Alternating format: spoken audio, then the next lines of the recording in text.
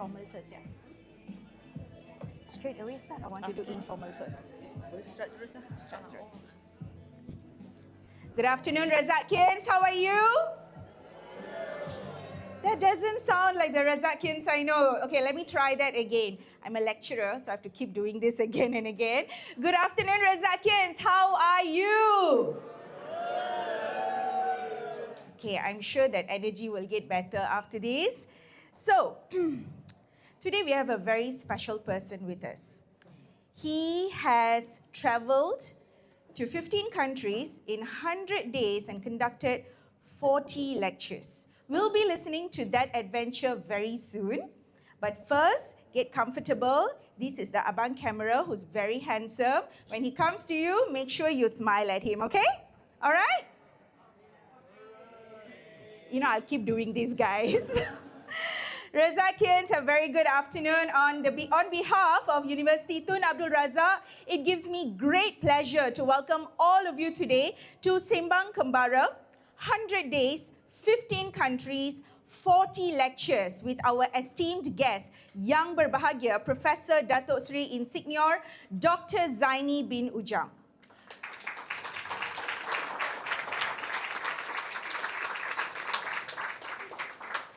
Also, we are truly honoured by the presence of our leadership today, Yang Berbahagia, Dato Muhammad Nizam bin Abdul Razak, Chairman and Pro-Chancellor at Uni Razak, Yang Berbahagia, Professor Datin Paduka Dr. Samsina binti Mat Yasidin, Vice Chancellor of Uni Razak, Encik Muhammad Fairuz bin Muhammad Noor, Chief Operating Officer Uni Razak,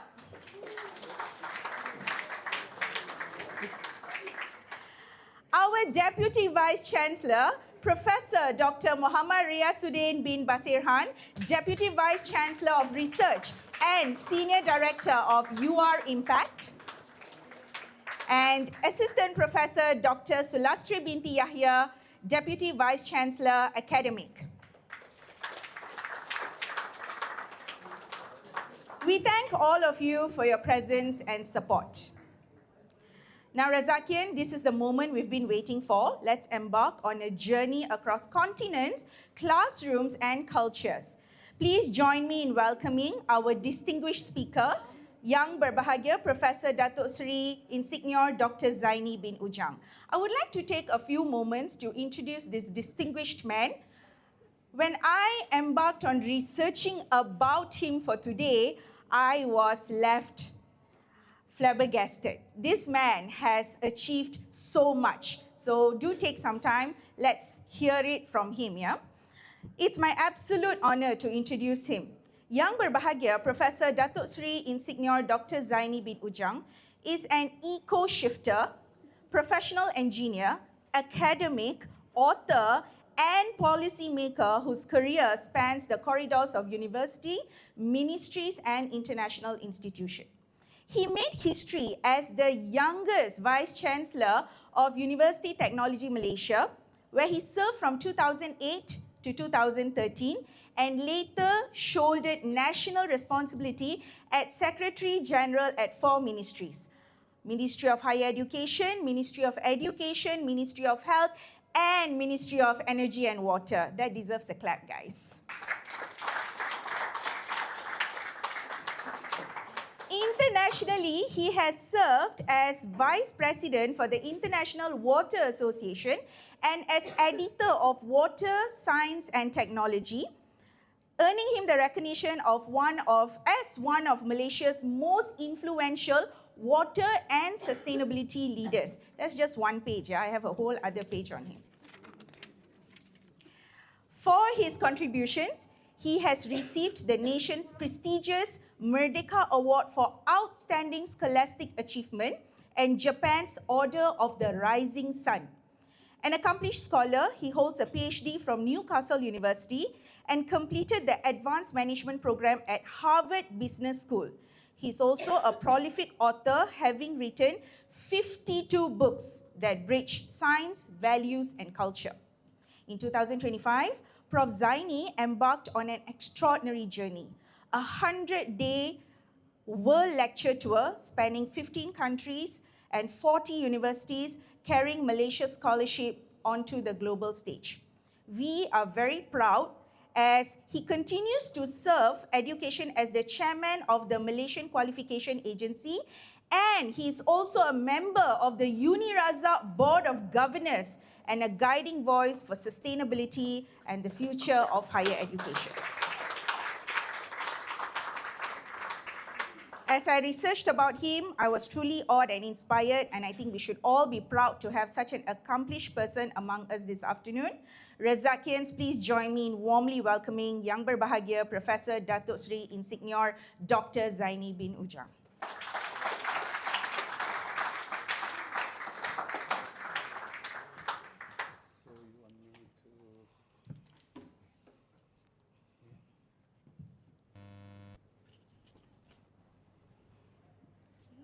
This. You can close that. Yes. Okay. All right.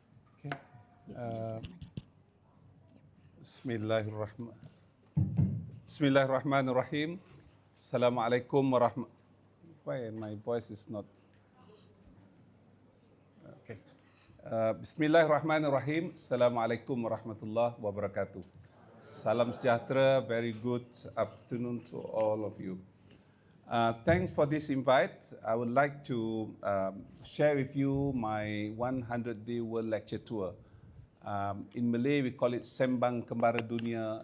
This is post-event. I'm very grateful. This is my 26th events after the 100 days. To travel far, you have to travel light. So this was my attire. I took with me only 4 pairs of clothing, and only carry on luggage with me. That's my photo before I travel home from Busan. On 25th of July, 2025. Busan is in South Korea. People would like to, what is this? To get proof of my journey. So on the 16th of April, Mr. Bashir from Qatar University received me at Doha Airport. Doha Airport is the best airport in the world. Yeah, so this is very interesting. We are talking about Qataris later. And this is my, I traveled from Busan to Seoul and to KLIA, arrived home, KLIA at about 5:30 in the morning, received by EMGS, Education Malaysia Global Services. So this is proof that I have traveled. Kalau nak tu, betul ke dia ni travel ni? Kata betul. Yeah. In between tu, let's talk about it. Yeah. So 100 days. So while traveling, I posted in my social media, mainly Facebook and Instagram. And some of my colleagues said, Zaini, you travel around the globe, going to Gothenburg, Oxford, London, Stockholm, and the rest. And these people don't need you actually. They are already educated. And probably what you are going to talk to them, they already master the subject matter. Yeah? What you need is to talk to Malaysians. So masa tu saya marah sangatlah. Saya kata, okay, I buat 40 kat Malaysia. So this is what my response to the request by my colleagues. So I'm very grateful that we are here today. Okay, let's talk about the journey. You can ask questions anytime. You just raise your hand and then I stop listening to you. About 6 or 7 months before the travel, I wrote to my colleagues through email stating that I'm interested to travel. And I specifically mentioned 15 countries of interest. Why? Because most of my colleagues are staying in this place. About 80% of my academics and professional colleagues are staying in countries like Qatar, Saudi Arabia, Turkey, Sweden, Norway, Denmark, Germany, Switzerland, France, Belgium, Netherlands, UK, US, Japan, Korea. Yeah? So this is my main destination in the past. I served government of Malaysia for 37 years. And after completing my terms, I found that I need to revisit my friend, to say hi to them and to thank them for their assistance And then I'm also interested to share with them their experience, and at the same time, probably they would like to listen to my lecture, I will be able to do that. So I have already crafted 5 topics if they want me to speak. Yeah, so Alhamdulillah, I managed to get 40 lectures invite, actually 43. I turned down 3 because it will not be good 100-day lecture, 100-day world tour, 43 lectures. So we limit to 40. So if you want to invite me after 40 of this tour in Malaysia, I stop. So I just want to say 40 globally and 40 in the country. Yeah. So it was a solo world travel. I traveled with my wife only for the first 20 days. My wife left after Istanbul. And then I continue for another 80 days alone. And the reason I travel to visit friends, it's nothing big about the tour. It's just to visit friends that I love, friends that I work with. My supervisor in Newcastle is 92 this year. My closest friend from Sweden, Gustav Olsson, is 85 this year. Yeah, my colleagues from Japan, say for example, Yoshihasa Shimizu, she is 78 this year. So, 67 this year, sorry. Yeah. Where? Westwards, 15 countries, familiar places. I'm not venturing into new place. Only places I've been to. Say, for example, Japan more than 100 times, Boston more than 15 times or something like that, yeah? So I'm not looking for new historical sites to visit, purely to meet my friends and talk to them about subjects I would love to discuss with. So when after 37 years of civil service, and then round the world ticket. So there is a ticket called round the world ticket. And this is much cheaper compared to the ticket you normally buy. Say, for example, if you want to travel to New York, there are 2 ways to do it. Normal ticket, you travel from Kuala Lumpur to Doha, Doha to New York, or Kuala Lumpur to London, London to New York, and then you come back, yeah, to London, London to Kuala Lumpur. But if you buy a round the world ticket, means that you buy Kuala Lumpur, Doha, or London, then to New York, and New York to, say for example, to Tokyo, Tokyo back to Malaysia. So that's round the world ticket. And it is cheaper by 50%, at least. At least. Yeah? So next time, if you travel to London, to New York, don't come back the same way. You make the round tour. Yeah? So there are 4 conditions. 1, you have to be with the same alliance. Say, for example, you travel with One World, Malaysian Airlines, Qatar Airways, British Airways, American Airlines, or Japan Airlines. So you travel with them. It's a must. Number 2, you must complete within 1 year. So if in my case it's only 100 days, in your case probably you will travel only 10 days, so it's okay. The third one, it must be crossing 2 oceans, Pacific and Atlantic. And the 4th one, which is very important, you cannot reverse. You must follow to depan. You tak boleh patah ke belakang. Yeah? So therefore, this trip was westwards. So if I were to do another trip, I will do it eastwards. Yeah? So the same thing. So to travel far, tips number 1 is clear mission. So you are not tired because of the missions there, and you continue doing it. While traveling, there was a war in Middle East. So my wife was very worried whether after this there will be a 3rd World War. So I'll be left alone in places like Finland or Oslo. So he said, hey, you have to come back because it's a war. It's a big thing, you know. So rockets are flying here and there. I said, okay, I want to complete the 40 lectures first, and then I come back. At that time, not only 20 lectures, yeah, so it's very challenging.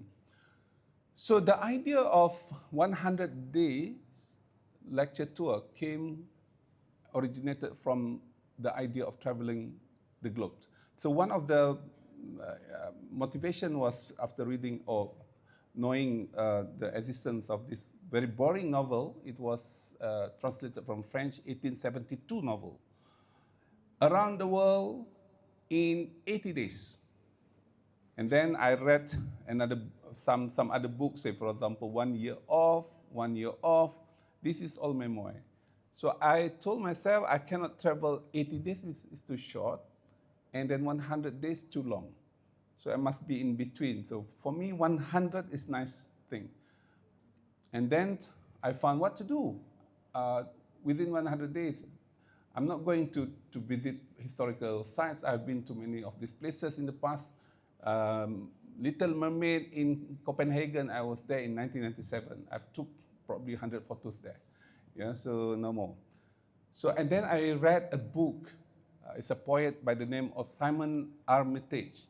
He was a professor of poetry in Oxford University, and then he decided to be based in Leeds University because he was originally from Yorkshire Dales area. And he's very interesting. He wrote 2 books that I love so much. It's about poetic pilgrimage. He traveled during summer 1 month, 2 weeks working away and 2 weeks working home. Every night he will stop and be hosted by someone. And he made it public. I'm going to be in Jalan Tun Razak tomorrow night. Whoever staying here, I'll be pleased to be with you that night, and I will read poetry to you, and please provide me this and that. So please host me for the night. So that's the idea. So I said, okay, this is interesting. Yeah, instead of reading poetry, I will give you lecture, and in return, you host me for that particular few days. Yeah, so this is very interesting. And at the same time, we read Ibn Battuta Ar-Rihla. It's this thick, but you can find the abridged version of it.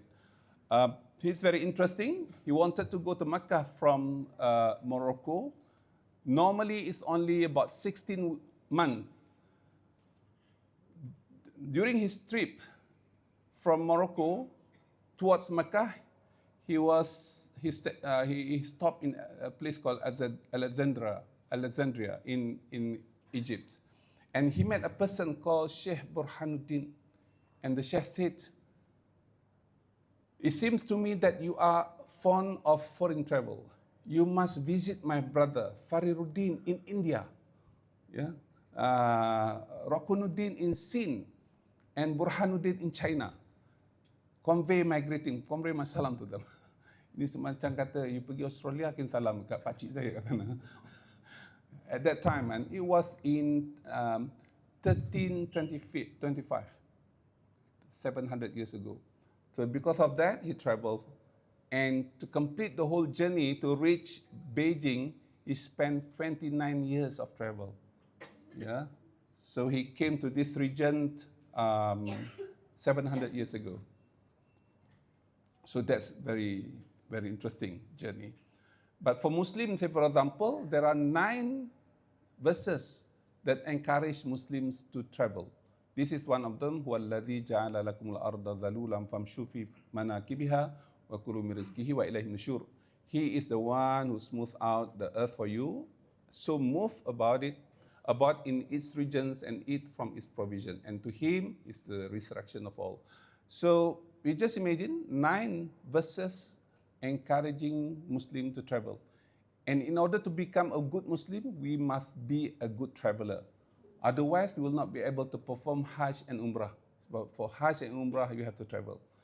Now it's easy, but assuming we are now living 500 years ago, yeah, it's very difficult to travel. Yeah, it might cost you 3 years or 4 years. So this is my journey, starting from KLIA to Doha. Boleh tanya ya kalau nak tanya. Apa-apa. Jeddah, then I stopped for Umrah in Mecca, ziarah in Medina, and then to Istanbul. My wife we returned home, and then I straight to London. I based in London, in Seri. From London, I travel east, and this is not part of the ticket. I have to pay different ticket for this one. Ideally, from Istanbul going to Oslo, and then taking train southward. But since there is no direct flight from Istanbul to Oslo under the alliance of One World, so I have to buy another ticket. Yeah, so this is very important, from London to Gothenburg, and then going to Lund, Stockholm, Oslo, coming back to Copenhagen, and then to Potsdam in Berlin, Strasbourg, Zurich. There is a place in France, Reims. How to pronounce it? Can someone try to pronounce it? This is a French city. Reims. I just want to teach French here. Yeah? Anyone? Dato, online. Please, just say, give some sound. Rhymes. No. Confirm you are not French. So it is to be pronounced as ras. Ras, yeah? Ghazali, ras. Ras, and then it's very important. You can Google the importance of this city.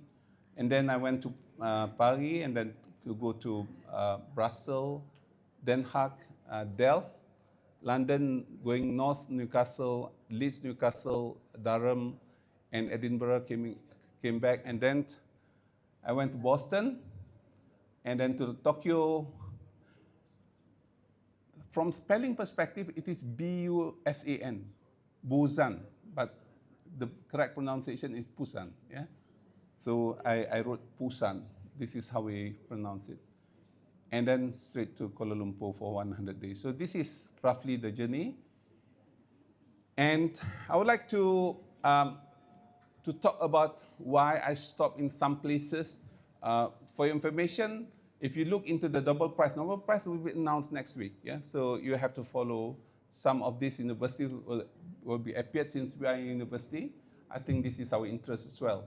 I'm very sure that University Malaya or Uni Razak will not be here for the next few years, but we have that intention. So the highest number of Nobel Prize recipients came from Harvard University, 150. Then University of Cambridge in the UK, then Columbia University in New York, then Massachusetts Institute of Technology also in that region. So if you look into that, why I traveled to Boston area, because these two universities, there are many other universities, about 30 universities in this region, in this area. They have 251 Nobel Prize recipients, assuming half of them died, half of them leaving the place. So at least you have 60 to 70 people around still surviving in this area. So imagine the area smaller than Malacca, population of 500,000, you have 70 Nobel Prize winners living in the area. So that normally, whenever I have time, I will travel to this place. During this trip, I stayed here. Yeah, that's my accommodation. That's very close to MIT. And MIT is in the Cambridge part of this area. Boston is the southern part of the river. The river is called Charles River, separated by Charles River. And Harvard is divided into two. Cambridge part, where the biggest population of Harvard University located, and area called Boston, it's only business school and medical school. Yeah, so this is very important place. This is probably the center of academia in the world. So if you have time to travel, please make sure that you travel to these places. Ya, macam kalau kita nak jadi orang yang lebih baik, kita pergi ke Mekah. Kalau nak jadi orang yang pandai, pergi sinilah. Yeah. But Datuk Nizam stayed there for many years. Yeah. His wife graduated from Harvard University. You know what I mean? So the good thing about this river, it is swimmable. So when I was there, this is not me, so don't worry. Uh, so during, few days in a year, they open it for people to swim. Uh, during winter, it is frozen. You play ice skating here, but during summer, you can swim. Okay, so during this trip, I made many observations. So this is what I'm going to share with you. As far as the trip is concerned, I stopped here for a while. Kalian nak tanya, saya mandi berapa kali sehari, apa semua. Boleh. You can speak as many languages as you like. Yeah. Someone will translate. Ada nak tanya tentang the trip, the journey. Lepas ni we are talking about the lesson learned. Anyone? Ya, sila. Dato. How do you survive with just 4 sets of clothing? I didn't tell you I can buy a new one. That's number one. Number two, I wash my clothes every day myself. I brought with me hangers, dryers, you name it, whatever, to make sure that my clothes can be dried within 6 hours or 7 hours.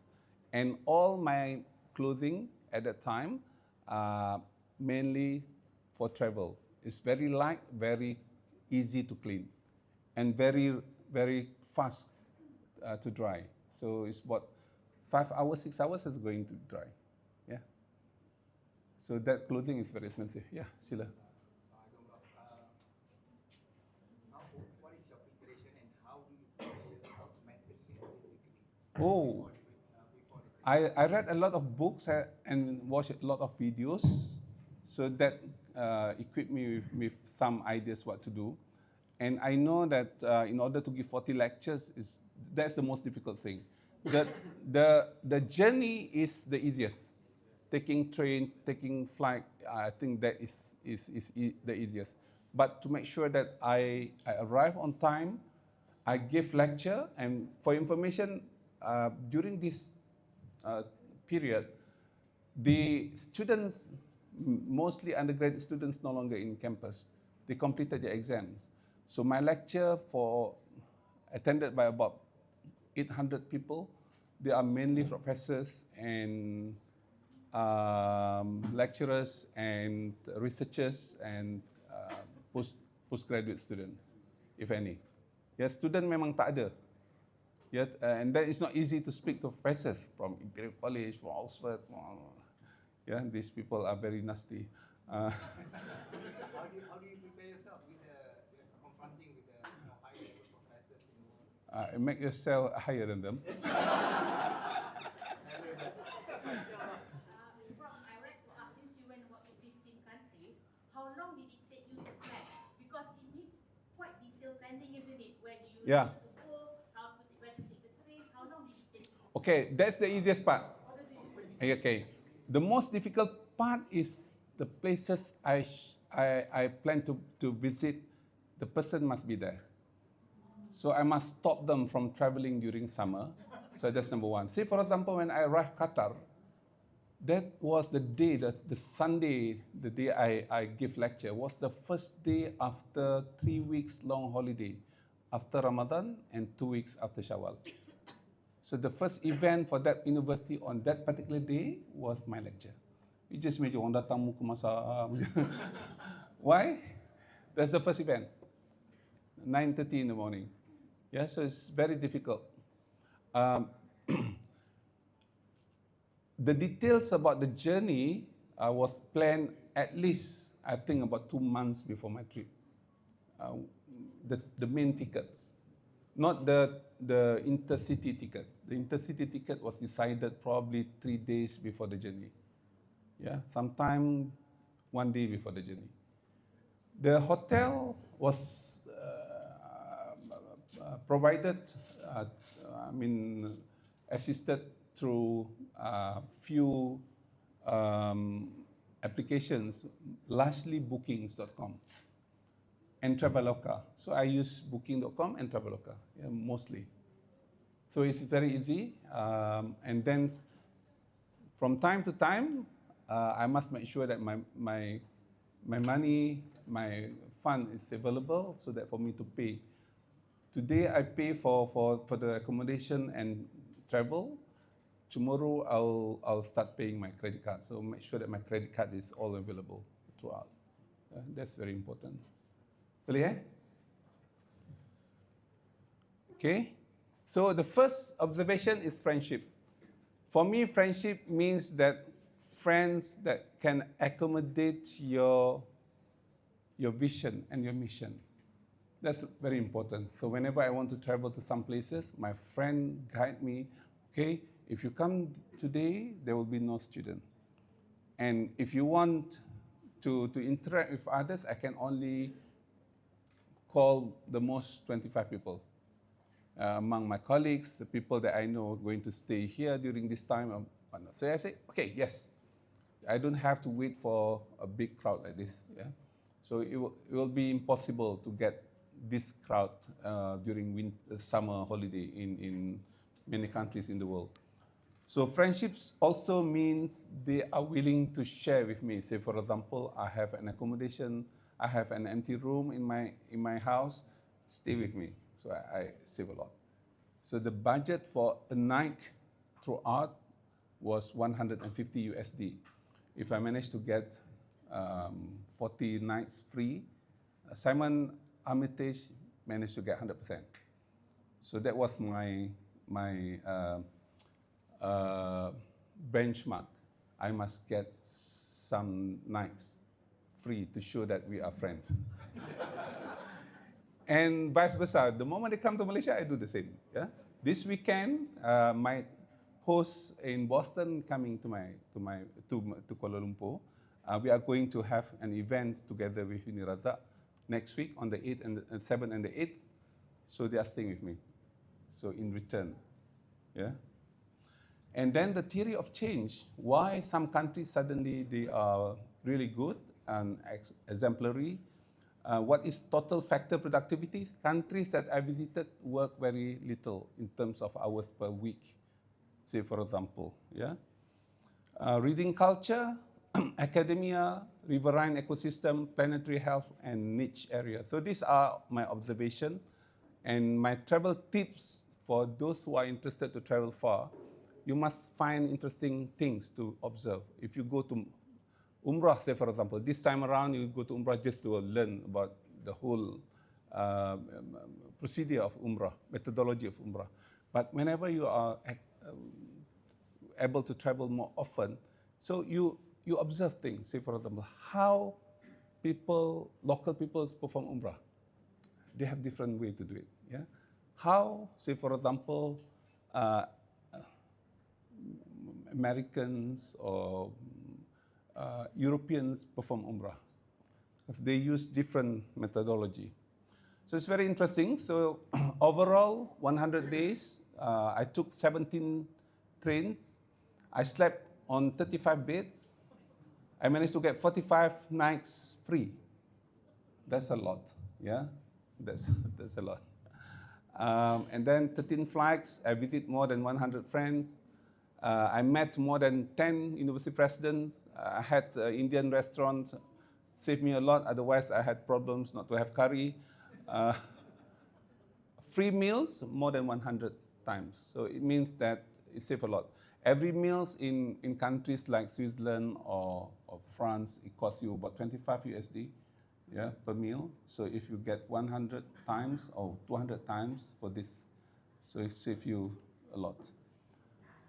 Okay, and because of this trip, I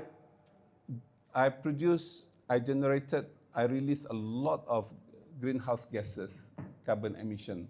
So in order to offset, I have to plant 700 trees, yeah, for that matter. Yeah, this is very important. This is green travel. This is net zero travel, okay? If I manage to get 700 trees planted. Yes? Where was the tree planted? Oh, in Malaysia. No. I can pay to the airlines, but tree is between 10 to 25 USD. Yeah, when you buy tickets, you say that I want to offset. So they ask you to pay accordingly. So per trip, say for example, from KL to London, it costs about 20 trees, if I'm not mistaken. Yeah? Depending whether you travel economy or business. Business, more trees needed. Okay, when I travel around the globe, people are interested to listen to me because of this. If you look into QS World University Ranking 2025 and 2026, yeah, and you take the top 200, so we have 5 universities represented compared to countries like France and Switzerland. So we are in between France and Switzerland in terms of reputation of higher education. If you look into QS world ranking, so it's not bad. Yeah. Therefore, when I was in Reims, I was in Strasbourg, I was in France, the head of institution, president or rector of university, spent time with me, asking me what's the recipe for that. And they know that I was Secretary General of Higher Education. I was chairman technical committee drafting Malaysia Higher Education Master Plan to 2015, 2025, and before I left the ministry, 2026, 2035. So I was involved in planning this. In fact, Uni Razak pun, we are trying very hard for us to be, at least start being ranked by international organization. This is very important, yeah. So that is the thing. And people were curious when I mentioned to them in Qatar, in Saudi, that I wanted to travel around the globe. But I told them, Malaysian passport is very good. You don't need visa to travel. The problem with travel the globe is visa process, application and whatnot. I didn't travel to Canada because we did special entrance to Canada. Yeah, I wanted to travel initially to Vancouver, but because of travel restriction and I have to do many things in between, so I said no, I don't want to be in that particular country. Yeah, assuming you can see that the best passport in the world is Japanese passport. They can travel without visa to 194 countries. Singapore, Korea, UAE, and Malaysia, 183 countries. Yeah, we are top 10 in the world. If you want to travel, travel now, because Malaysian passport is very good. Yeah. Compared to Qatar, despite they are very rich, they are among the richest people in the world, only 108. Indonesia, 78. Thailand, 83. Yeah. Saudi Arabia, only 90 countries. People said, okay, this is Muslim country. Yes, but you can see UAE also Muslim countries. They can travel to 184, better than Malaysia. So there's something interesting here, the position of Malaysia and our progress. And it's not only that, if you have Malaysian qualification through MQA, say for example, you can work anywhere in the world now.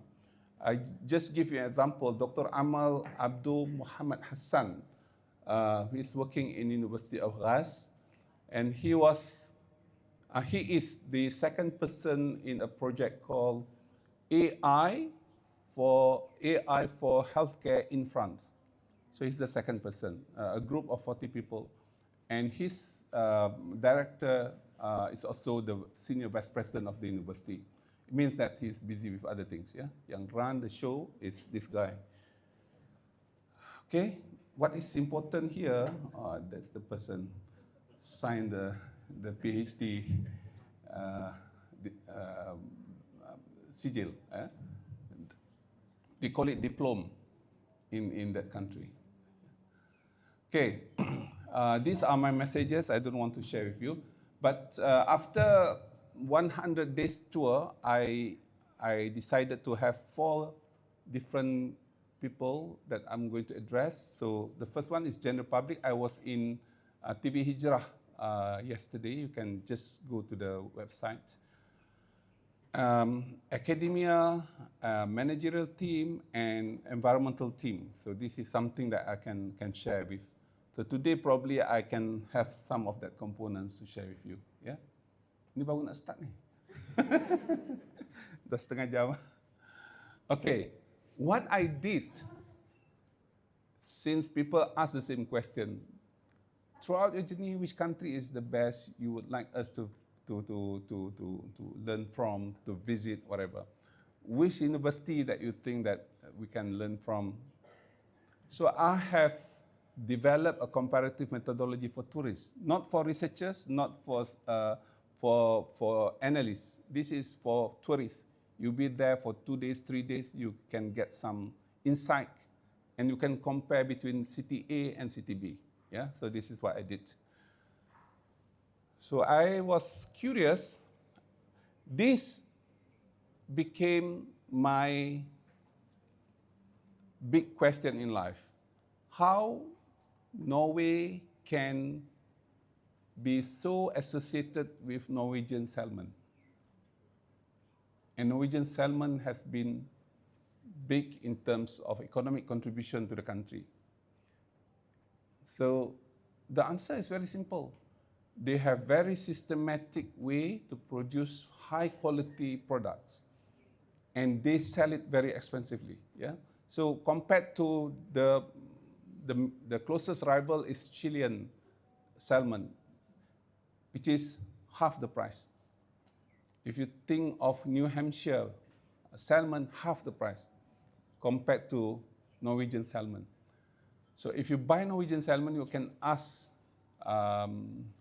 chef in Mandarin Oriental or big hotels or big supermarket. They will tell you, you will know exactly what you are buying for. Yeah, say for example, in the box, it will say QR code. You can see photos of this salmon being produced. How many days, what kind of water quality maintained for them, and the rest. So as a result, you have to pay very expensively. So this is similar to halal certification, so that you are very comfortable with the explanation given, and you are willing to pay double than the salmon that you're paying from other places in the world. Yeah. I was curious also about the importance of Lego to Denmark. Lego is from them. Where's Lego? Where's Lego? Toys. And there are two big companies from Denmark. One is Lego, the other one is Maersk.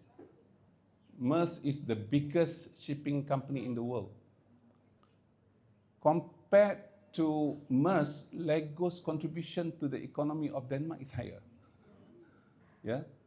So we just imagine sophisticated countries like Denmark, 5 million population. What's the main economic growth, contribution to the country? Toys.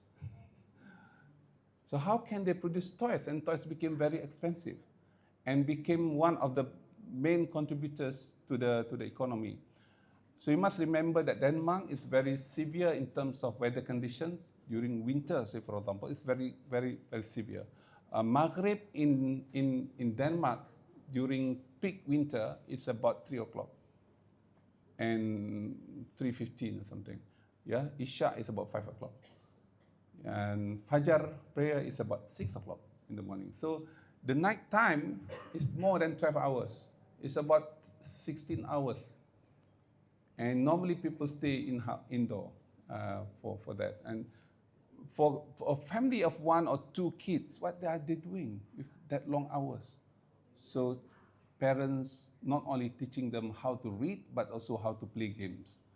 And being children, they will be bored with animals, with cars and whatnot. So you can change that. If you buy Legos, suddenly your kids would like to make bridges. Oh, we can do bridges. Yeah. What else? Oh, we want to do robots. We can change it to robots. Now people are learning AI using Lego. So this is the importance of Lego to the economy. So I'm also interested on IKEA, say for example, from Sweden, Volvo and IKEA. So I don't want to talk about Volvo. It's taken by a Japanese company called Geely at the moment. So IKEA, the same thing. And in countries like Sweden, Denmark, and Norway, furnitures are arts product. It is an art. If you buy chairs like this in Denmark, it will cost you 10,000 ringgit. Why? Because it is an art. So it's not mass production. It is an art. It's crafted by very famous artists, and it can last for 100 years or 200 years. Yeah, I visited my friend at home. We stayed with him for lunch, and he told me, "Oh, that chair is given by my grandfather. It's more than 100 years. That chair given by my mother during our wedding, that's about 54 years. This chair I bought last few years, it cost us about 20,000, something like that. Yeah. Suddenly, IKEA came with the narration. The narrative is furniture is not an art. It is a mass production thing that you can buy, you can fix yourself, do it yourself. So this is contrary to arts.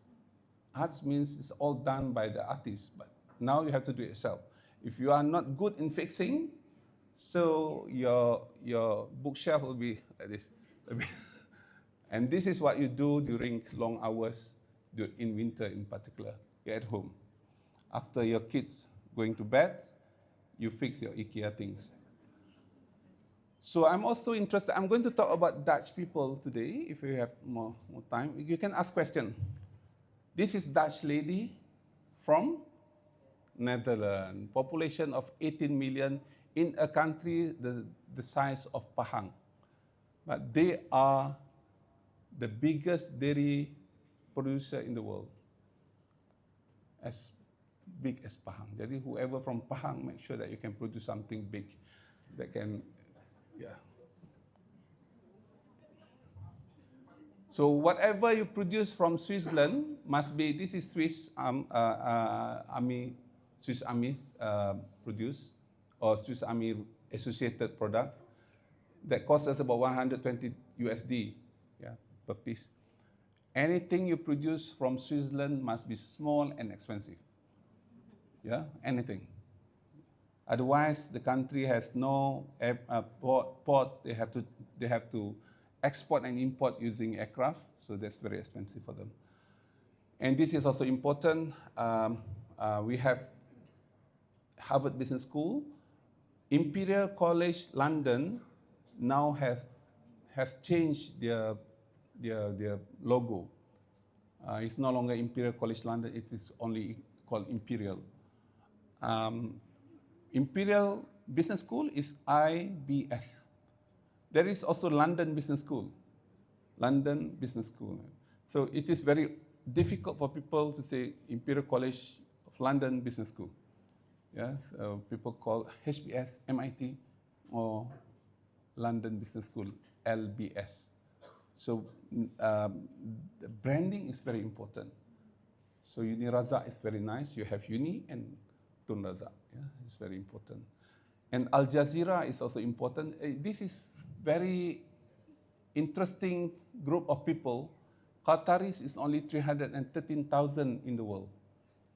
They have about 3 million foreigners working for them, but they have the best of everything. In 1970s, they were fishermen. And suddenly they found gas. Petronas gas team, most of my colleagues when I graduated from UTM in chemical engineering and petroleum engineering worked for Petronas gas.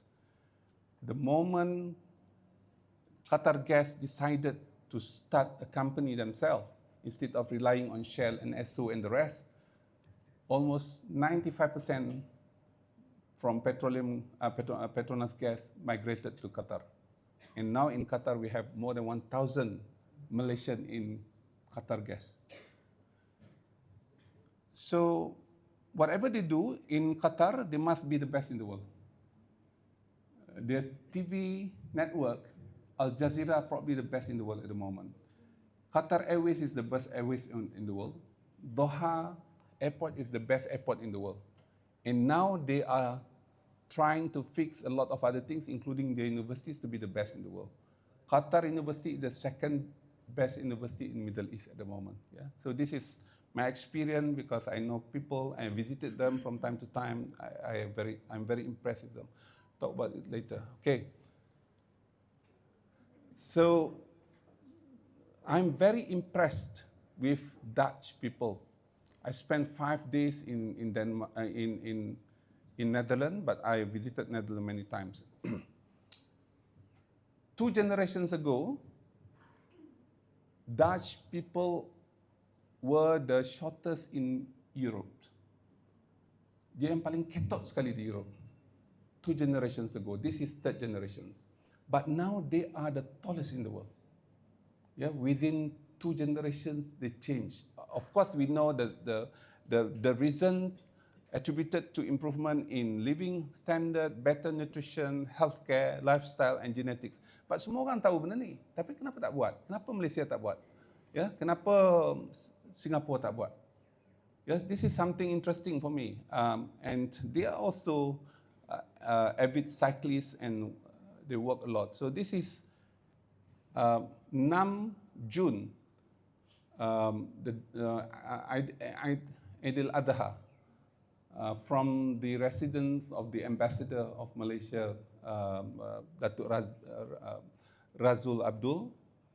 We traveled to the mosque. It's about 6 kilometer away by cycling. Yeah. Pagi tu 6:30 in the morning, ni tak ada orang on the roads.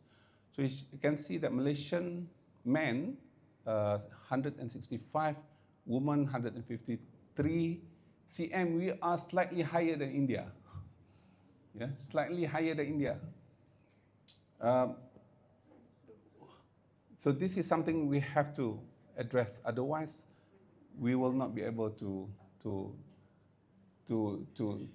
be seen improve from this perspective. You just imagine Qatar, they realize that they are the fattest people in the world and they are not the tallest in the world. So they have in mind Qataris will be from the fattest to the fittest now. So what they do, they change many things. Food programs, whoever exceeding BMI of 30, they have to take treatment. You can get 3 months medical leave, ensure that you are getting fitter and whatnot. So they are very serious. They are very serious. You just imagine, Emir Qatar is the tallest leader in the world now. The tallest leader in the world is Emir Qatar. I mean that the leader of Qatar. And he is chosen from the second wife of the previous emir and the second son. Normally, whenever you want to replace, Qatar, in the monarchy system, normally the first son of the first wife. This is the second son of the second wife. Why? Because he is the tallest. He is fit for that to give a good image to the people that this is what going to be Qatar next few years. They will be the tallest people in the world, and he is 6'3". I am 5'7.5" or 7'8". Ya, dia tinggi pada saya 6 inci. So you just imagine. So this is the situation. Kuwait, Qatar, United States, we put aside United States. They don't want to join people, okay, the world. Then Saudi Arabia. So this is very embarrassing result for Qataris. And they want to fix this because people associate Qataris with the big size. Very fat. If you find fat people in London, oh, they are Qataris or Arabs. Saudi. But the fittest people in the world are Japanese and South Korea and France. We can talk about France later. Yeah? And this is people in Southeast Asia. The fattest in Southeast Asia are Malaysian. Yeah? 44% of Malaysians are overweight compared to, say, for example, Vietnam or Myanmar or the rest. So this is something embarrassing. For Qataris, they want to change this. And they have learned from people in Netherlands. Within 2 generations, they became the tallest in the world. Yeah, so this is my observation on the street. You can see that. Okay, so how they do it in Netherlands? You know that Netherlands, about 40% of the countries is below the sea level. So they have a lot of water infrastructure like this. You can see that. So this is the upper water level, and then there's lower water level, which is lower. So anything happen to the dam they have already constructed, the water will flow here, and then you have time to travel, to use this to travel out from that regions, yeah. So from the area. So in between that area, it's very fertile land. The land, you don't have to water the land for irrigation, yeah, because the water underneath is already there. So it's good for you to do a lot of farming activities. So you don't have to worry about dry season or whatnot because of the water system available. Before that, I just mentioned here during Paris World Olympic Games, we can see the United States with 347 million population, they won 40 gold medals. But you look at Netherlands, this is very interesting. Only 18 million population, but they won 15 gold medals. Yeah, it means that their people are tough. The people are very fit, very tall. They can win many games very easily. And Japan as well, 20, and South Korea is 13. So Malaysia must do this. We don't have to import people and give them citizenship. So we can make Malaysia tough, yeah, fit, by giving them what Qataris is doing at the moment. So this is something interesting for me. So I met my friend, this is my main host, Professor Mark van Loosdrecht. Yeah, you can know. It took me 3 hours to pronounce his name correctly. Loosdrecht, yeah? Yeah. From Delft University of Technology. And he is probably the most prominent water scientist in the world at the moment. He was the recipient of Stockholm Water Award. This is equivalent to Nobel Prize for water sector. Yeah, so it's very important. So I met him first time in 1999 in Tokyo. And then we became friends. So we had long discussion. So what is the theory of change that makes Netherlands, small country, very rich, people are very clever. Yeah, so we look at the change, yeah, the theory of change. It started with the water disasters. Yeah, this is very easy. So I told my colleagues from Kelantan, hey, you can follow this. Yeah, you have flooding every year. And it involves all citizens, not only government, not only selected people. Everyone must involve. What they do, they have hydrostructure. Everyone knows how to swim. Everyone knows how to navigate their boats. Yeah, and everyone also know how to do agribusiness. And because of the availability of cattle and whatnot, they get access to dairy products. As a result, they are the main producer of dairy products in the world, despite the country is very small. They don't have to think about irrigation because they have enough water already, yeah, in the system. And their water are eutrophic water. The water is flowing around the area. So the build-up of phosphorus and nitrogen in the water is very high. If you don't move the water out, the water will be flooded or full with algae and water hyacinth and whatnot. So at the end of the day, there is no water body. So, but that water is very fertile. Yeah, you don't have to use much fertilizer for that water. Yeah, so this is very important. How they change from difficulties, challenges into opportunities, and they became the toughest people in the world. I used to travel with KLM. If you travel with KLM, you will be very happy. The the the space is very um, it's wide and easy for you because they are very tall. Yeah, and the stewardess are very tall as well. If you want ask them to put your bag, they put like this. Yeah, if you travel with Malaysian Airlines, put like that. So what is the theory of change if you want to follow them? What are our main problems? We start with our main problems. So assuming we have healthy nations problem, because most of us by the age of 50 or 60, we had high cholesterol, oversize, blood pressure, diabetic, and whatever. Yeah, assuming that's our situation. So in the context of Qatar and Saudi Arabia, they target most goers, orang yang pergi masjid, yeah, and they have an intervention of 10,000 steps.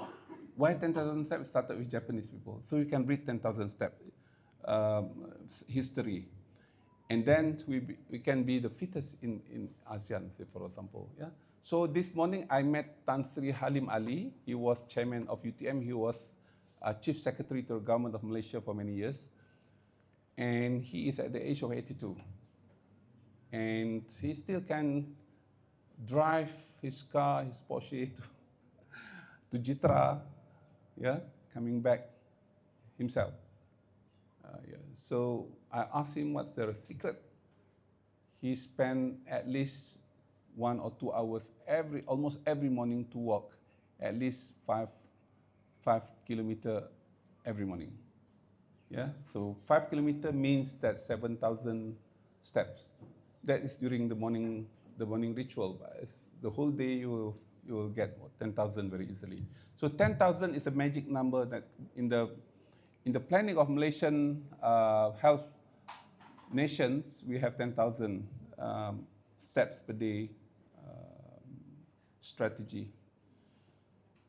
I give you, this is what Saudi and Qatar is doing. They find all narrations from the prophets about the importance of walking in Islam, earning paradise, rewards is based on distance. The longer, the better. So if you walk to the mosque, the longer, the better. Yeah, there are a lot of hadith narrating that. So this is very important. Banyak orang kata, oh saya ada motosikal. Sebab apa nak pergi ke masjid? Masjid mana tu? Nampak apa? 300 meter dari situ. Sebab kita telah diberikan Allah Subhanahu Wa Taala rezeki yang luas. Kita naik motosikal ini tanda kita bersyukur. Yeah. So as a result, you hanya ada 2,000 langkah sehari. Tapi kalau you jalan, yeah, I walked this morning 7,000 steps, yeah, this morning, because of this, yeah. Then, katalah kita perform umrah, kita pergi daripada hotel ke tawaf lain, itu tak termasuk pergi ke Tanaim, tempat kita memulakan berniat untuk umrah. Ini daripada hotel ke tawaf lain saja 1 kilometer. Tawaf 7 kali 2 kilometer. Tawaf line to Sa'i line 1 kilometer. 7 times 450 meter. 450 is the shortest. Sometimes people go to the mountain, Marwah and Sa'i, so Marwah and Safa, so there will be about 600 meters. So it will be more than that. So overall, it's about 11,000 steps minimum for every single umrah you perform. If you perform Hajj, there will be about 40 kilometers. So you see that the importance of walking in Islam. It's very important. Yeah. So therefore, this is the teaching now in Saudi and in Qatar to make sure that Muslims are to be seen fit, not fat. I give you an example. This is from from Madinah to Kuba. So that's about 4 kilometers. And it is a ritual by the Prophet Muhammad SAW. If you walk with wudu from Masjid Nabawi in Madinah to Kuba, you will be rewarded to perform one umrah. Yeah, 8,000 steps, 8,000 kilometers is 10,000 steps. Yeah, so 10,000 steps is a magic number. If you look into calculate, performing umrah, 10,000 steps. You walk from Madinah Mosque to Kuba, 10,000 steps. So make sure that you can walk on daily basis 10,000 steps, because many rituals related to 10,000 steps. This is another hadith, say for example. So I'm showing you how countries like Saudi Arabia and Qatar are planning to improve their people in terms of healthcare. This is Qatar, say for example. 86% of the population suffer from vitamin D deficiency, means that they are not exposed to morning sun. So what you do, you walk in the morning. Tak payahlah makan vitamin D lepas tu. You have two options. One, to give people vitamin D, which is very costly, and some people might not take it, yeah, because they have many other medications. Darah tinggi, kencing manis, apa semua nak makan semua, nak pakai vitamin D lagi. And then they have primary healthcare cooperation. This is supervised physical exercise. Jadi pergi kat situ, dia macam-macam lah, tengok badannya apa semua. Okay, this is what for you for 3 months. So that's what they have. They have also National Obesity Treatment Center. You can get medical leave if you're patient for this center. And National Sport Day and Step into Health program. In the past, 10,000 step walk to the mall, but now walk to the mosque.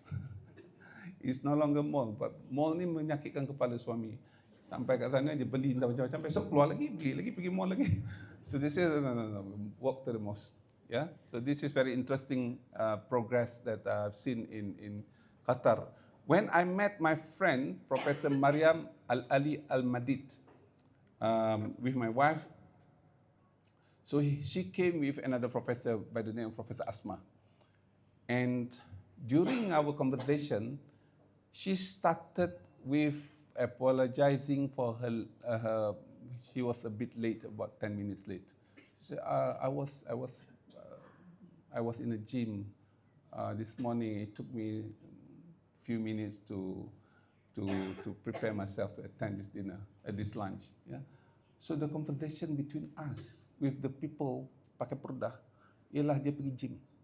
So Mariam pula kata, oh, this afternoon I'm going to send my son for cycling.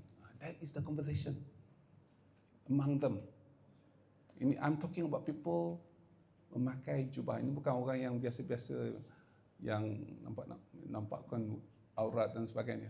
So it shows that they are really serious to make sure that Qatar is going to be slim, going to be tallest in the world, going to be the fittest.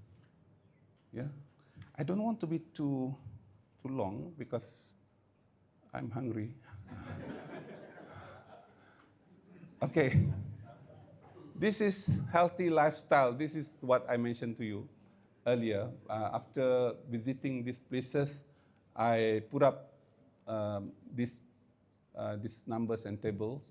Say fat people on the street, more than 25% BMI over 30. You will not find them in Tokyo. You can easily find them in London, in Boston, Istanbul. It means that the 70 Nobel Prize recipients were not able to convince the people to be fittest. Yeah?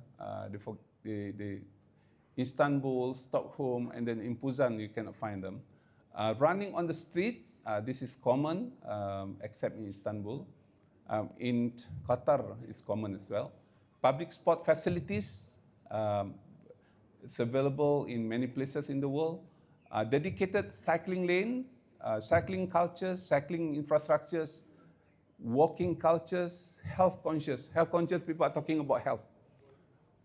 When you meet them, one of the items we discuss is about health, how make sure that you are healthy and whatnot. So this is very interesting. I just want to share one slide sebelum kita habis. Banyak slide ni. Kalau ditanya, saya jawablah slide ni. Say for example, Japan, they have big issue in Japan now because they have more than 95,000 people exceeding 100 years of age. Yeah. So 80 years of age is nothing. I told Tan Sri Halim this morning, Tan Sri, you're only 82? Oh, if you go to Japan, you have more seniors that you can find very easily. And we know that because of their physical activities, they eat rice 3 times a day. So kalau kita jumpa orang Malaysia, semalam I had dinner with, it's very special dinner yesterday, about 100 people. So I met a person, tak makan apa pun. Oh, saya tak makan nasi, saya tak makan daging, saya tak makan itu. You makan apa? Saya minum air kosong, saya makan buah, saya makan sayur. Itu saja saya makan. Saya kata, teruknya you. If you go to Japan, dia makan semua sekali. Tak ada pantang larang pun. Umur 95 tahun, 100 tahun. Ya, sebab kita tak exercise. Ya, kita duduk banyak dan sebagainya. So in Japan, this is the issue. So when I was in Korea, the passions of Koreans are beauty and health. Yeah, so Korean develop healthy standards. It must be slim, BMI 24, tall, can run 20 km easily. Yeah, Korean beauty standard, K-pop equivalent. It's not K-pop, K-pop equivalent. Macam itulah orang K-pop. Ya. Useful and Instagrammable. Maknanya kalau masuk Instagram tak malu lah. Okay? Normally when you post your photo in Instagram, you try to get the best. So sometimes kata, Allah tak cantik gambar tak jadi post. So this is my friend, Charles Lee, 64 years of age. He is heading this office. Kiswire is the biggest steel wire company in the world. He heads a team of 260 people. So in his office, this is his office. Yeah, he calls his office workstation. Di office dia tak ada kursi yang hebat-hebat macam chairman selalu duduk tu. Dia duduk atas basikal ni. And semua ada gear dia lah, gear dan sebagainya. Sambil baca email, sambil baca itu tu dia akan tarik sana, tarik sini. Okay. Before I left Busan, he knows that I'm going to go home after this. And he said, Zaini, you travel, carry on? Yes. I'm going to buy you a bag. And I put in the bag what I think you should have. Dia belikan saya bag, Swiss made bag, which is a very expensive, big bag. Yeah? Boleh muat 20-25 kg. Agak-agak apa dia letak dalam beg saya? Apa dia letak dalam beg saya? Bagi satu. Skincare untuk my wife. Vitamin C for 1 year. Yeah. Kimchi for 3 months. Apa lagi dia bagi saya? Yeah. He found that I have some extra belly here. He gave a machine so that within 3 months, this extra belly will be slimmed and whatnot. So these are their passion. Whenever they give you things, these are their gifts to you. They don't want to give you to look fatter. And then dia bagi saya running gear. Siap dengan topi dia, siap dengan ada kat sini. Ya, so dia kata nanti kalau kena panas, muka dia tak hitam. Saya pun senyap, memanglah muka aku hitam. So, this is something interesting that I learned from them, and then this is what I told my wife, next year when Charles came to Malaysia, you must be seen like this. So, dia dah bagi semua lah. You just imagine, this is the Korean definitions of beauty. They have everything. And this is for the people of, berapa? Song Hye Kyo ni berapa umur dia ni? 28. Berapa umur dia? This is 44. If you are 44, for Korean standard, this is what you should be like. Ya, kalau tidak nanti you are, ya, macam itulah. Saya bagi tahu isteri kita.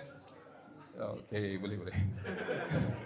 So I told my wife I'm going to be like this next year.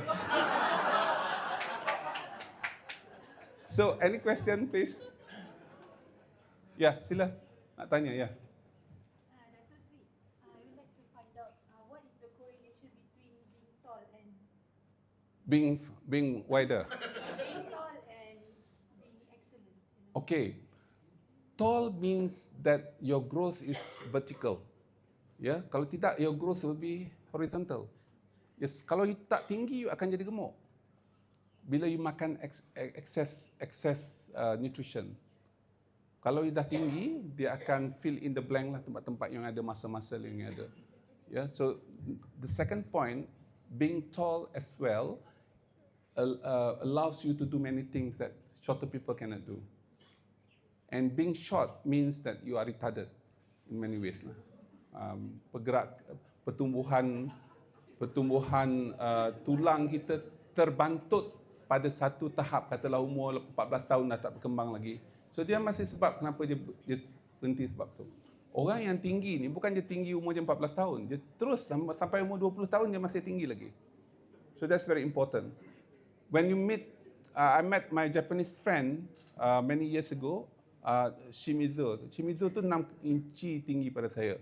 Anak dia lebih tinggi pada dia. You just imagine. Yeah, Shimizu. Orang Jepun. Saya kata, Shimizu, why so tall? Oh, saya kata we give them good food. At the same time, dia main games yang menyebabkan dia tinggi. Main basketball.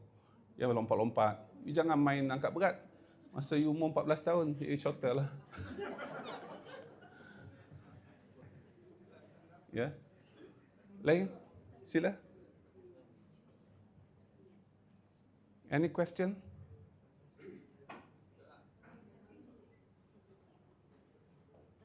Yeah. Sorry.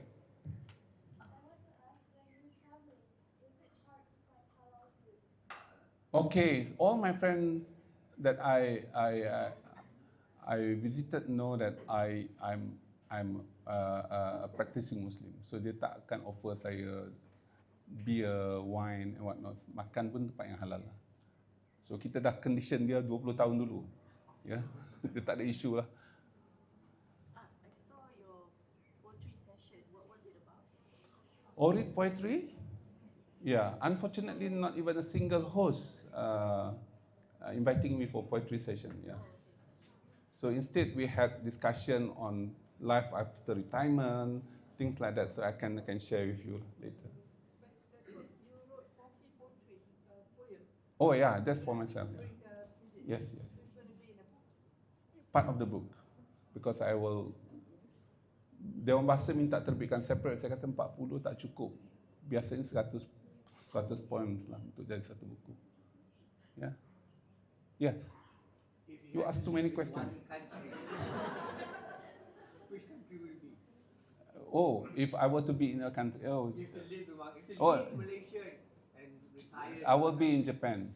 Japan. Yeah. Why? Because I'm a Dato in Japan. So the award given to me equals to a Dato. Jadi kalau lah orang tahu saya dapat title tu, it's very high prestige thing. Second, I think they are fast learning society, and they change a lot now. First time I went to Japan in 1986, I met my host family's head. I forgot his name. Futagami, Hiroshi Futagami. Only once during the day I arrived. For 2 weeks tak pernah jumpa pun. Dia balik pukul berapa, dia keluar rumah sebelum saya bangun tidur. Yeah. But now, if you travel to Japan, they work like us. They are the countries that in Asia Pacific, the less in terms of time spent to work. Yeah. It means that the productivity is very high. Yeah? So I share you these photos. Mana ni?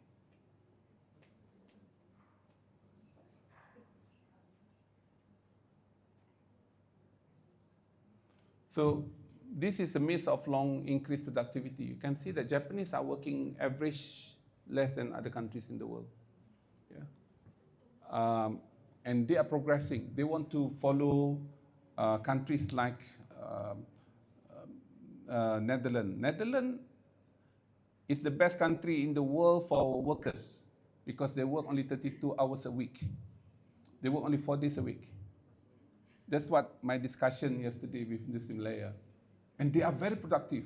They are the tallest people in the world. They are most efficient. They sell almost everything that people buy in the world.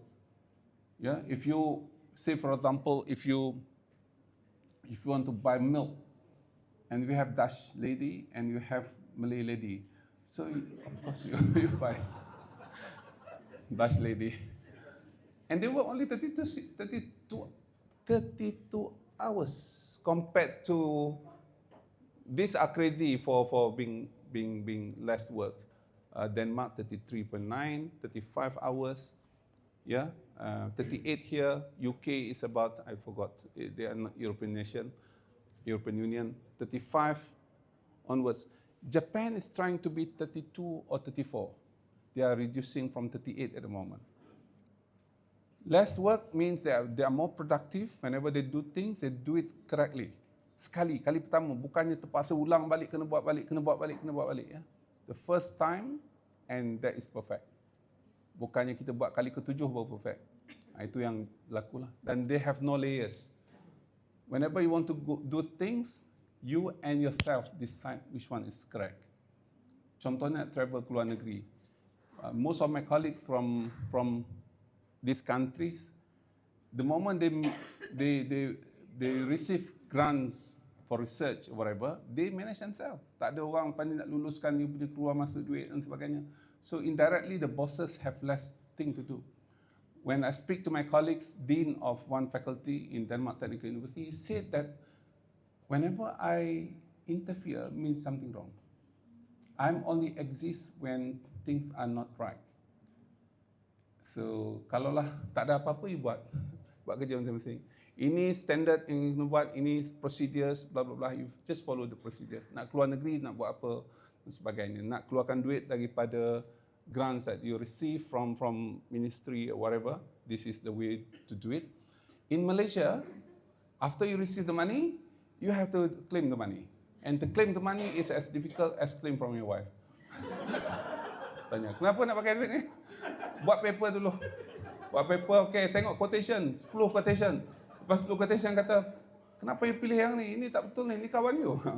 Macam-macam persoalan. Akhirnya, satu kerja yang simple, takes 2 hours of your time.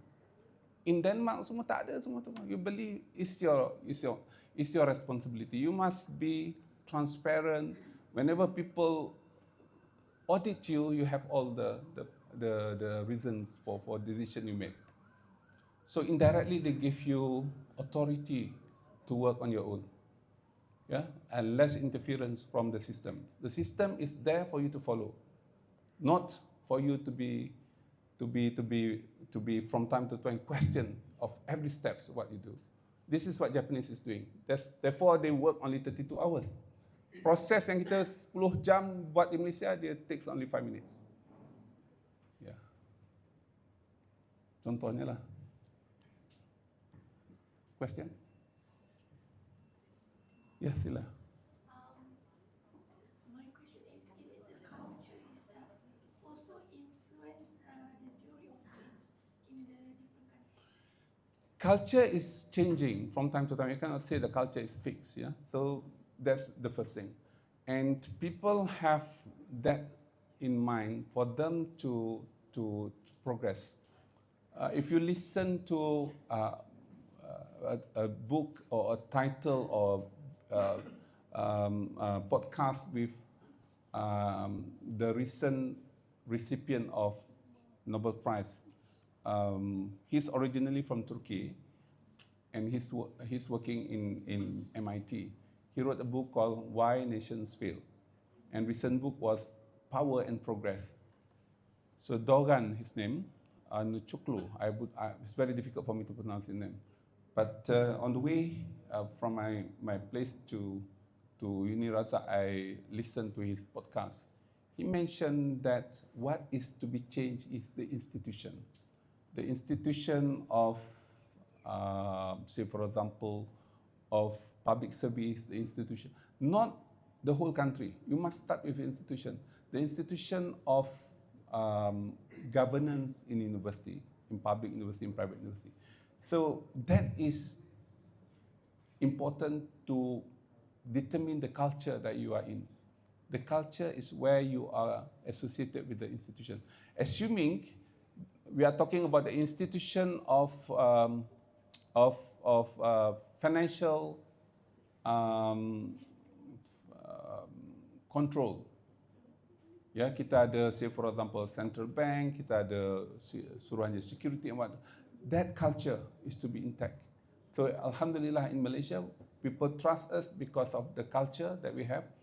At the same time, the degree from Malaysia is recognized because the culture of or the institution of accreditation is there, and it is headed by MQA, say for example, and supported by Senate of Universities. So that is the institution. Institution itu bukan kita kena buat institusi. Maknanya the existing framework and governance is there and the intact. Itu yang menentukan culture kita lah. Jepun, kenapa dia orang boleh percaya orang Jepun, sekarang ni is common in Japan, when you want to see your friend, say I'm working from home tomorrow. Yeah, I have to go home now at 4 because my wife is having baby. Sitting until 5 o'clock, I have to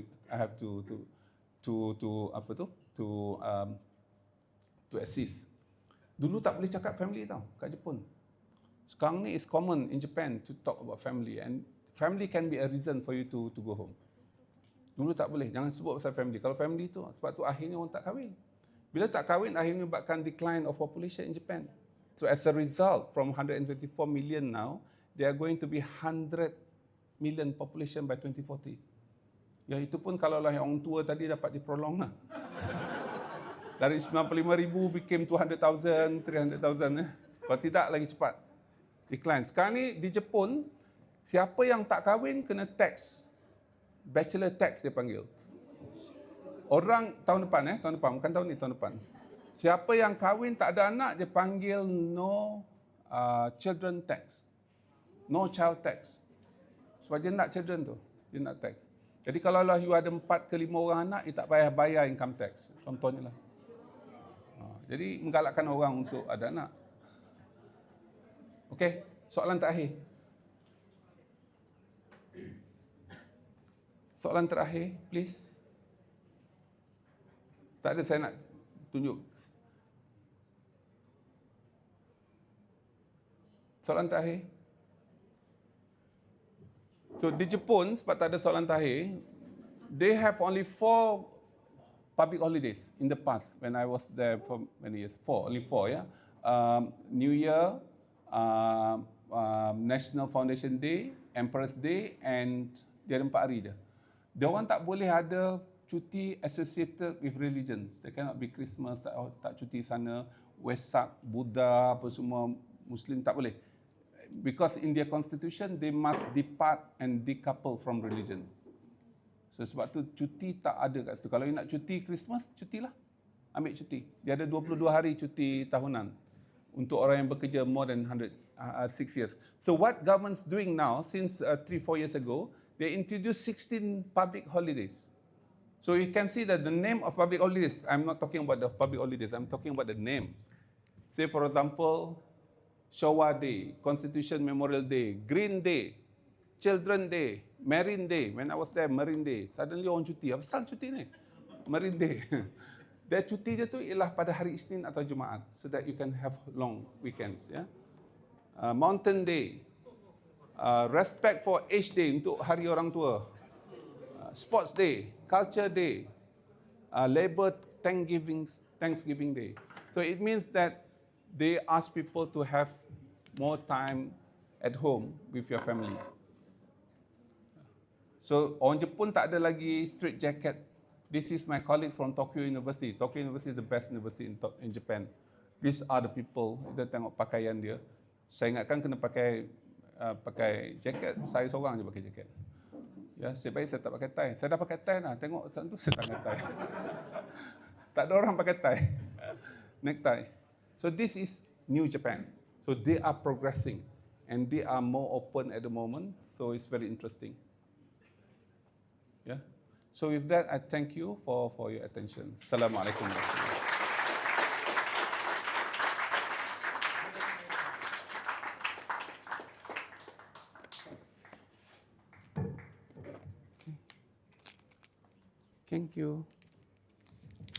Okay, now it's quiz time. I'm going to ask you questions just to see how much we learned today. How many public holidays in Japan, everyone?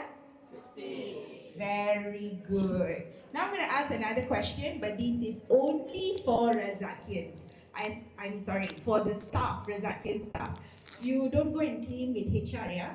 Let's just say tomorrow HR tells you that we get 100 days paid holiday. 100 days, you can take it immediately, 100 days. What will you do? Anyone wants to answer? Hiking. Cik Makno say he will go to Iceland. Wow, let's give him a big clap. Safwan, what will you do? Oh, he said he will complete and finish his PhD. In 3 months, huh? Anyone else? Dr. Joe, what will you do? Is that Dr. Joe? Oh, sorry, wrong. You know, the thing with me is I can just call people's name randomly. That is Dr. Joe, yes. Yes, Dr. Joe, I know you. No, that's not Dr. Joe. Oh my God, you look like Dr. Joe. I'm so sorry. Okay, now let me call people that I actually know lah. Anis, you're laughing at me. What will you do?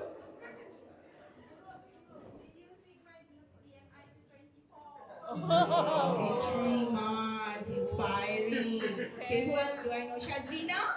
Are you going to write a book? I'm writing. Shazrina, what will you do? Reduce your BMI also. Dr. Sue? She'll visit her friends in other countries. Okay, last person, who should I ask? Dr. Joe. I'm so sorry. I do that in class and all with my students as well. Mr. Chandran.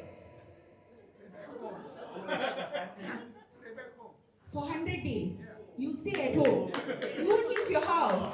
Wow. Best answer goes to Mr. Chandran lah. All right, Razakians, what an extraordinary afternoon this has been. We didn't just hear about a 100-day journey across 15 countries and 40 lectures. We were also invited to see the world through the eyes of our distinguished guests. Prof. Zaini shared with us how friendships built along the way are as valuable as any lecture delivered, and how the Malaysian passport, ranked among the top 10 in the world, is truly a powerful enabler, and how simple observations in different countries reveal deeper lessons about their economies and cultures. He also reminded us how Malaysia ranks in the global stage in sports, in education, and in fitness. We are good, but we can and must strive to be so much better. That drive to improve and keep moving forward is what will carry us further as a nation. May I now invite Yang Berbahagia Dato Muhammad Nizam bin Abdul Razak, Chairman and Pro-Chancellor of Uni Razak, to present a token of appreciation to Prof. Zaini.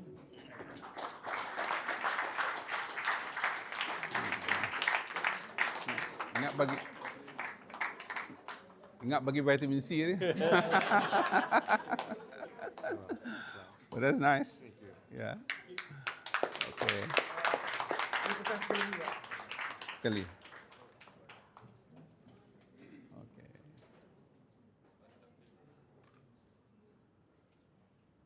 Okay, thank you. That's good. Okay. Thank you. Yang berbahagia Dato Muhammad Nizam and to Prof. Zaini. Now I would like to invite our abang cameraman to the front. Everybody stay seated where you are, so we will take a picture. I would also like to invite Encik Fairuz to take a seat in front. Where is Virus?